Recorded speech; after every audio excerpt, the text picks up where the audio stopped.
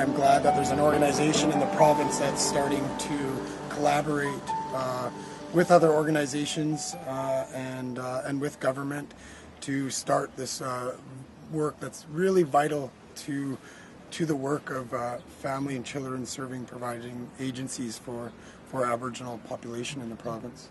The thing that's most important is to have children with their families, with their communities, and from just my personal perspective, if I, for example, was able to be creative with the use of funding, and I could say, okay, I have a family here who, with some financial help, for example, could parent their children, then I'd like to have an opportunity to do that. And at this point in time, there hasn't been much of that opportunity. It's really important to have Indigenous resources and tools for the work that we do to show various people, whether it be funders or community or our own community, the importance of some of the work we do. When we start looking at Indigenous ways of providing a foundation for the work that we do, I think that's really important, as opposed to like somebody in my position that's funded by the ministry and there's expectations from the Ministry of Children and Families what those outcomes are to be. And so there's a conflict that's kind of built into that, which I'm perfectly comfortable with.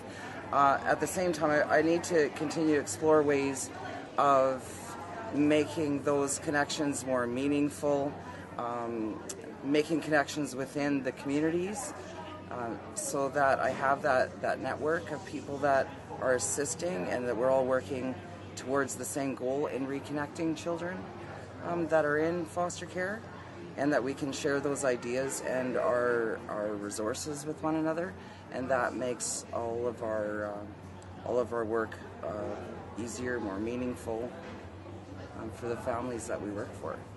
We have a high population in Kelowna from Williams Lake and then that area, and they're different than Okanagan people. They have traditions that are different, and some of the workers, and including myself, we just don't understand those little nuances that are different between each nation.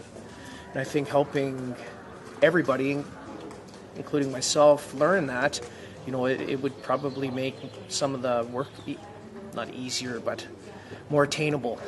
It's quite apparent that Métis children and families receive less than other mainstream families and even other Aboriginal families, and no one seems to really be talking about it, discussing it, and